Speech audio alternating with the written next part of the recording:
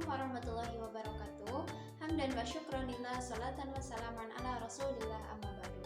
Sebelumnya perkenalkan, nama saya Siti Ari Rahmawati dari kelas 1D Pendidikan Islam Anak Usia Dini Fakultas Tarbiyah dan Keguruan.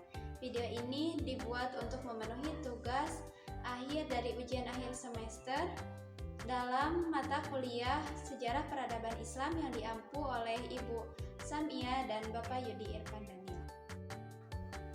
Sinkretisme merupakan proses menggabungkan atau mencampurkan berbagai elemen dari tradisi, budaya, agama, dan aliran pemikiran yang berbeda hingga menghasilkan suatu sistem baru yang memadukan unsur-unsur tersebut.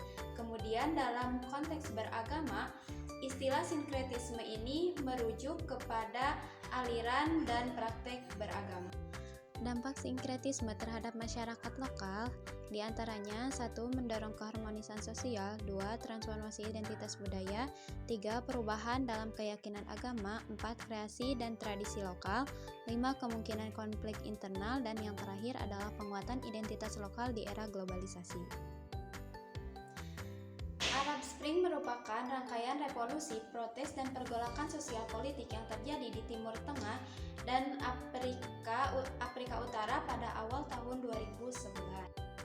Di antara penyebab terjadinya Arab Spring yaitu yang pertama, ketidakpuasan terhadap pemerintahan otoriter, yang kedua, ketimpangan sosial dan ekonomi, yang ketiga, korupsi merajalela, keempat, peran media sosial, yang kelima, inspirasi dan revolusi Tunisia, dan yang keenam adalah tekanan global dan internasional. Pasca Arab Spring, banyak negara menghadapi tantangan yang menggabungkan nilai-nilai Islam dan nilai-nilai demokrasi. Hal ini melahirkan Islam moderat yang bertujuan untuk memadukan nilai-nilai keislaman, demokrasi, juga hak asasi manusia. Adapun motif Islam moderat diantaranya yaitu menciptakan stabilitas politik dan sosial, membangun demokrasi berbasis Islam, mengatasi ekstremisme dan radikalisme, meningkatkan kesejahteraan ekonomi, menjaga hubungan dengan dunia internasional, juga adaptasi terhadap globalisasi. Runtuhnya Kekhalifahan Utsmaniyah pada tahun 1924 menandai momen penting yang membawa dunia Islam ke dalam tekanan politik, sosial, dan budaya yang diakibatkan dari penjajahan dan dominasi budaya asing. Di antara inferioritas di kalangan umat Islam, yang pertama yaitu kebangkitan gerakan Islamis, yang kedua upaya reformasi dan modernisasi, yang ketiga bangkitnya nasionalisme, yang keempat radikalisasi sebagai kelompok, dan yang kelima adalah kesadaran baru akan pentingnya identitas Islam. Pada tahun 1453, Sultan Mehmed II berhasil menaklukkan Konstantinopel, peristiwa bersejarah yang membawa perubahan besar bagi dunia Islam, juga Kekaisaran Utsmaniyah. Alasan pentingnya penaklukan Konstantinopel yang pertama yaitu mengakhiri Kekaisaran Bizantium, yang kedua pusat kejayaan Utsmaniyah, yang ketiga kendali jalur perdagangan, yang keempat ekspansi ke Eropa Timur, dan yang terakhir adalah dampak pada ilmu pengetahuan dan budaya. Faktor penyebab kemunduran Kekhalifahan Utsmaniyah, yang pertama yaitu lemahnya kepemimpinan, yang kedua kemunduran militer, yang ketiga kekalahan dalam konflik, yang keempat masalah ekonomi, yang kelima kesenjangan dengan Eropa, yang keenam adalah ketegangan internal, yang ketujuh campur tangan asing, dan yang terakhir adalah kurangnya reformasi sosial.